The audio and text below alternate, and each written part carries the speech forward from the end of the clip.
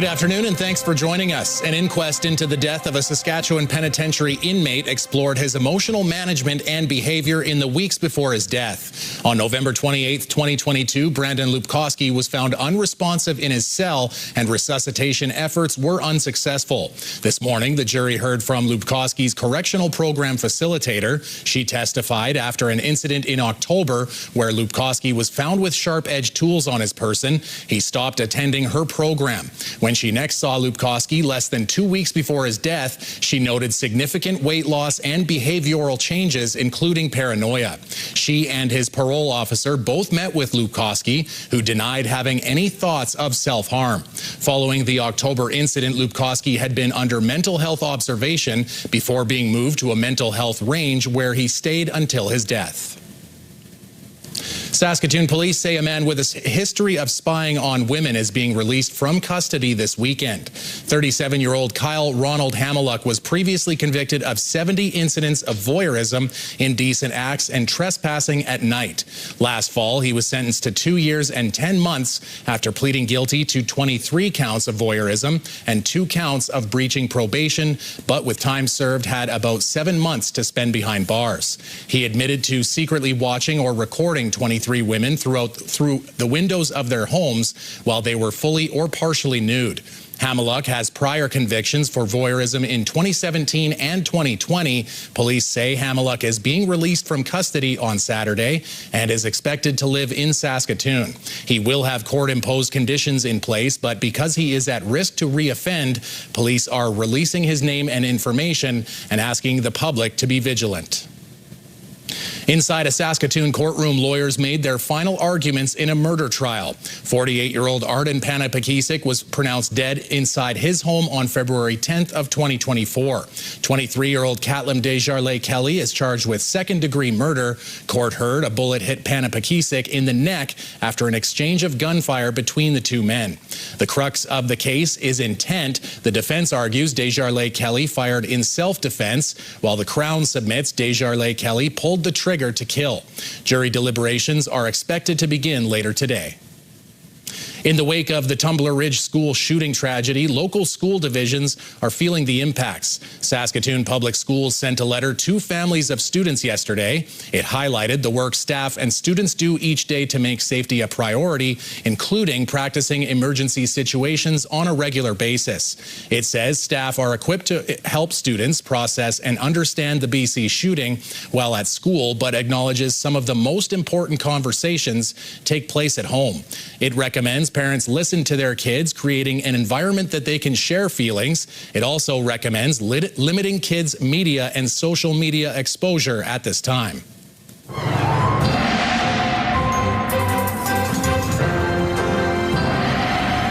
Another pretty nice day here on the prairies, and that's only part of the picture, Jeff. So what's going on elsewhere? Well, the big picture is that, yes, we had a pretty nice day, as you said, and goodness knows it looks like tomorrow is looking pretty pleasant as well. Actually, the weekend's looking pretty good. It's only until we get into next week, John, where we really start to feel winter's bite again. And it won't be a big snapper. It won't be like a real bad bite, but it's still going to nip at us.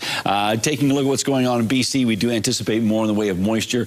Rain for the south coast, and then, of course, some snow, some much-needed snow for the higher elevations. But across the prairies, we continue to feel the effects of that warm Pacific air. We're staying relatively quiet, and we'll talk about those conditions a little later on.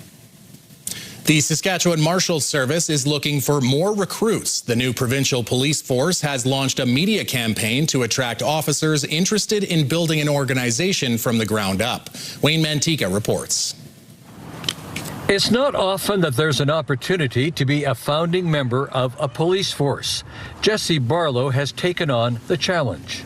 It's a very unique opportunity. I don't think police in Canada get the opportunity very often to help come in at the ground level and help build an organization and to be part of that influence of decision making and trying to create a police service that is unique. The Saskatchewan Marshals Service was announced in 2022 to combat rural crime and to assist existing police forces through investigative projects. Well, I think the biggest thing is the Marshal Service is a bit unique compared to other police services in the province, as we're not a call response service.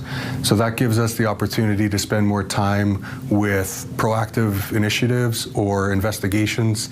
Currently, there are 13 marshals at the Prince Albert headquarters and another 4 at the North Battleford Satellite Office.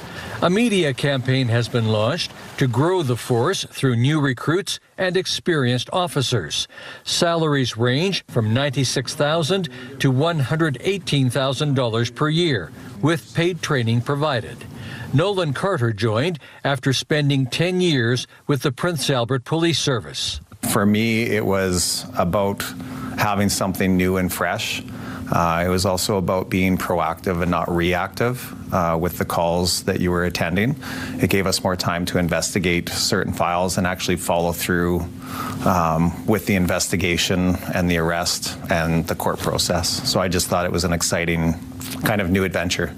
The Marshal Service says it's in a growth and development stage as it builds toward a 70-member force, with future opportunities for officers and civilian members in Regina, Saskatoon, Prince Albert, and North Battleford.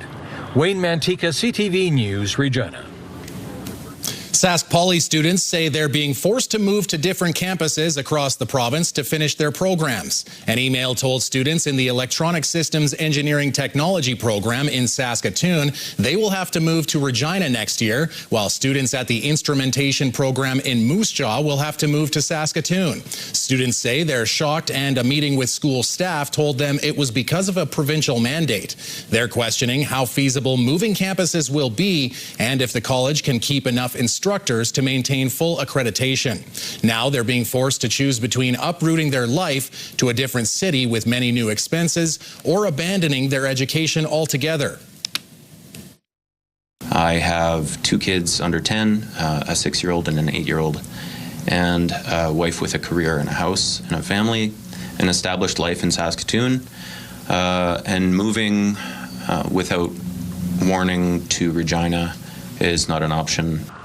The announcement comes after last week 26 employees were let go, including here in Prince Albert. The province says Sask Poly makes its own decisions, and the school says supports are available to students during this transition. Students gathered in Lebret to present their science projects in hopes of making it to the National STEM competition in Edmonton later this year. Virginia Declute has the details. Lemon-powered batteries, analysis of the solar system, cloud seeding, and many other interesting projects and concepts were on display at a science fair in Lebret on Wednesday. I'm presenting a science fair project on cloud seeding. What is cloud seeding? Cloud seeding is increasing the likelihood of precipitation using compounds like silver iodide, potassium iodide, or even dry ice. More than 100 students participated, with 88 projects in the event organized by the File Hill Capel Tribal Council. They're going to ask themselves, what do I enjoy learning about? What do I find interesting? What kind of questions do I have about the world? And then so they ask themselves that question, they come up with a hypothesis, and then they do the scientific method from there. When the students weren't presenting, they enjoyed exciting breakout activities. We have moose meat making over the fire and bannock making over the fire. We have archery happening, so like the physics of archery. And then we have EYES came and they're doing some robotics. There's some fish frying happening over there in the rink. There's a whole whack of amazing activities for them to do, and they're all tied to STEM. Last year, Seraphine Bellegarde made it all the way to the national competition held in New Brunswick. When I went was chaotic. I'm not a very social person, but I did make a couple friends that I'm still in contact with today. Seraphine wants to become a doctor and says the experience at nationals helped her build people skills. I used to be a very heavy introvert, so I didn't talk to a lot of people. Being and doing science fair, especially talking with judges and other contestants, it's really put me out of my comfort zone, which I think is really important to building those skills.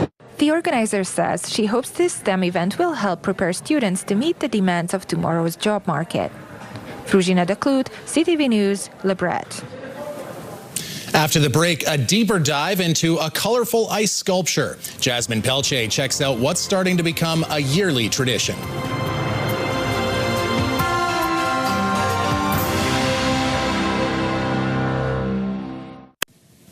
Earlier this week, we shared the story of a Prince Albert resident's winter craft hobby. Jasmine Pelche has more on Nola Lehner's ice sculpture. Prince Albert resident Nola Lehner says her backyard ice castle is a good place to sit down and enjoy a cup of coffee. I love being outside. I like the winter. It gets me out of the house. She says she started working on it in late December and it took just over a month to complete. She got the idea 3 years ago when a friend showed Lehner a photo of an ice castle she'd found on social media. She said, Nola, you're pretty crafty and creative. Why don't you build something like this in your backyard? So I thought, why not? Lehner was up for the challenge and got to building. She's made a castle every year since. My first one was a little trial and error. Then last year's was a lot of balloons. This year I did kind of blocks. She doesn't have much experience as an artist, but says she picked up some outdoor skills helping her daughters with Girl Guides. This year's castle is constructed of snow, ice, and food coloring. The blocks were made at home in lasagna pans, and the decorations were made in balloons. Then I fill balloons with water, and that's about it. Set them out on my back deck, let them freeze. The next day I go and mix up slush, snow and water, and in a basin, and I cement them all together. Lehner plans to keep the tradition going. It's my holiday project. Well, actually, it's going to be my retirement project because I'm going to retire soon. So, yeah, definitely next year. I don't know how different it's going to be. I usually just fly by the seat of my pants, start putting stuff together. It looks like this won't be the last of the ice castles. Jasmine Pelche, CTV News, Prince Albert. Jeff has the weather forecast coming right after the break, plus a new support program helping the spouses of trauma-exposed professionals.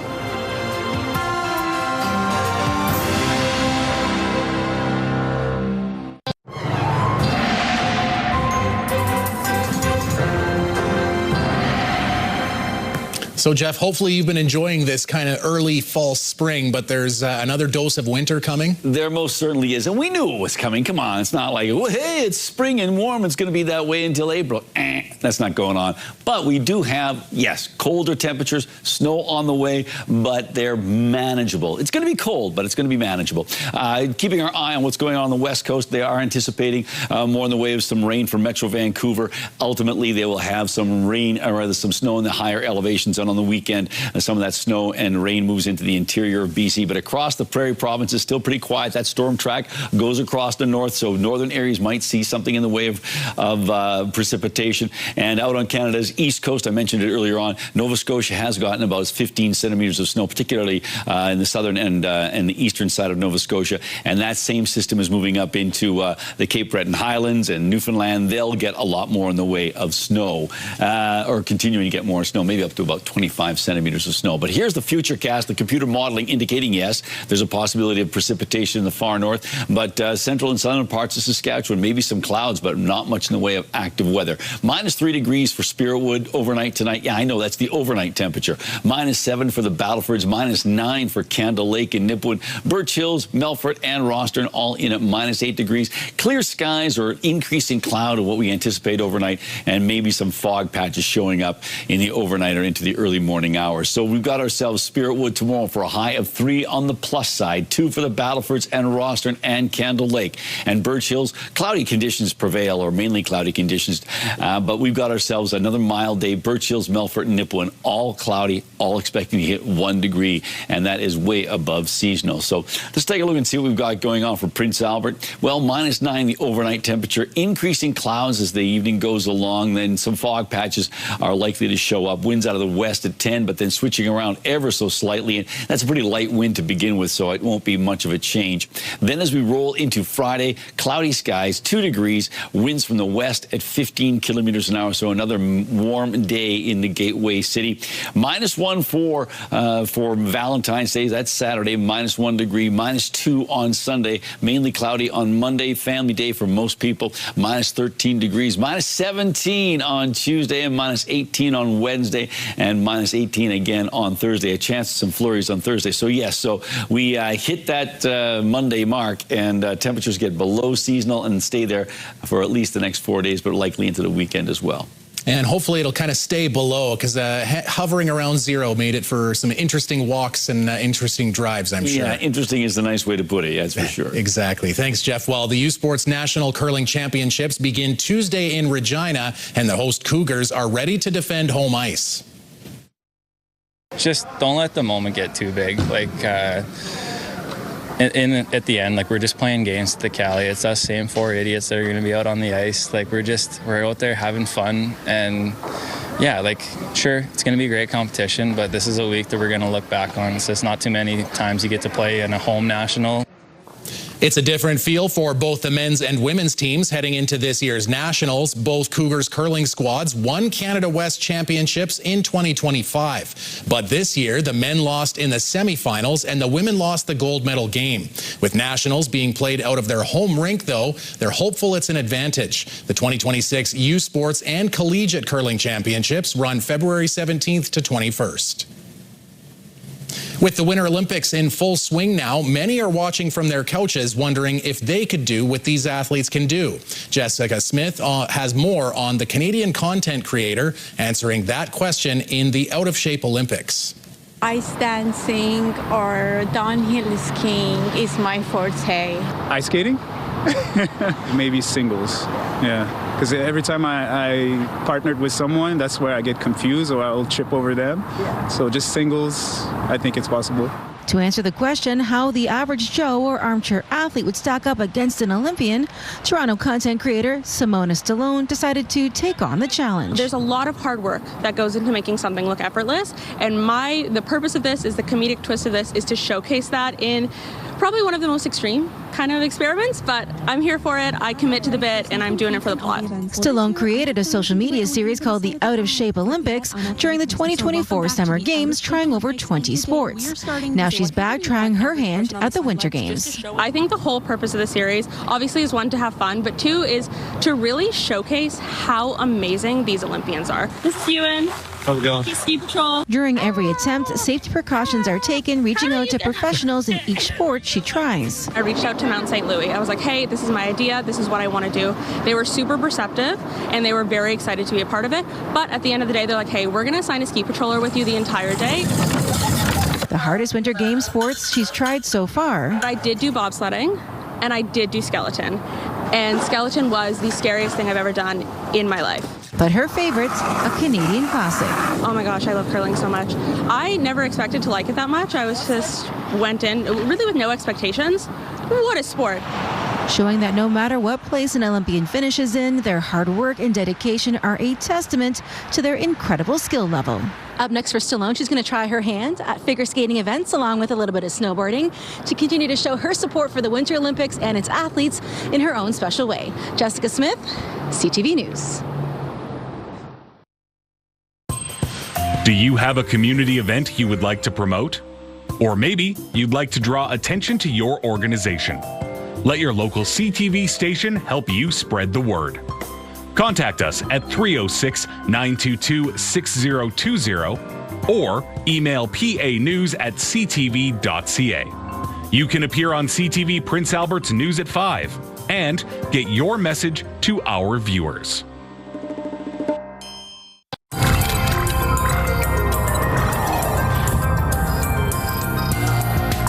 A new support program is changing how spouses of trauma-exposed professionals find help and heal. Pauline Chan has more.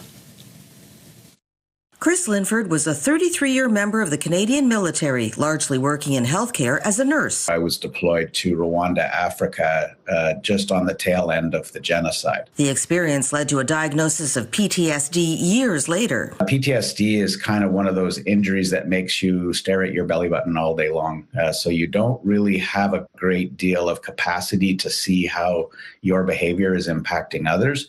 I knew there was something wrong. And when Catherine Linford eventually sought help for herself, she didn't even realize it was connected to Chris's behavior. I sought help just because I thought I need to figure out what's going on with me. I was sad. I was angry. I was frustrated. So I just needed to find out why. She and 2 experienced mental health workers appear in a new online program called the Spousal Resiliency Program, a spin-off of Wounded Warriors in-person course. It is not a program to bash our spouses. It's about taking care of us so that we are in a better place to take care, not to take care of them, but to understand them better. Wounded Warriors CEO Scott Maxwell says having the program online vastly expands accessibility. Removing geographical barriers to accessing what we know is needed from spouses no matter where they reside in Canada. He says in Ontario alone, there are some 80,000 public safety personnel, not including retirees or family. You're talking about upwards of 800,000 to 1 million trauma-exposed professional people. The 3-hour-long program is meant to be read and absorbed over several weeks and months. It's a game changer for the country. And Wounded Warriors also has support programs for couples and children of trauma-exposed professionals. Pauline Chan, CTV News. So, Jeff, a local a cappella group is looking to spread some love this Valentine's Day. You are so beautiful to me. That's Acoustic Theory recording some virtual singing Valentines for folks to send to their loved ones. And Jeff, we actually know somebody in there. I don't know if she's up in the rafters or what do they call that? The risers or whatever. The back row. There you go. There you go. Maybe they did stick her, but someone you guys might have heard belting out some reporter packs over the couple of years is also part of that. But they're sending out those virtual Valentines. I love it. Technology kind of coming together with the holidays. Well, it's very, it's a smart way to get that music out there. There you go. And I believe actually they had the 2 songs that they were going to spread that message. You Are So Beautiful. We heard that one. And Grow Old With You. How about that? Why not? Not a bad way to do it. All right. CTV National News is coming up next.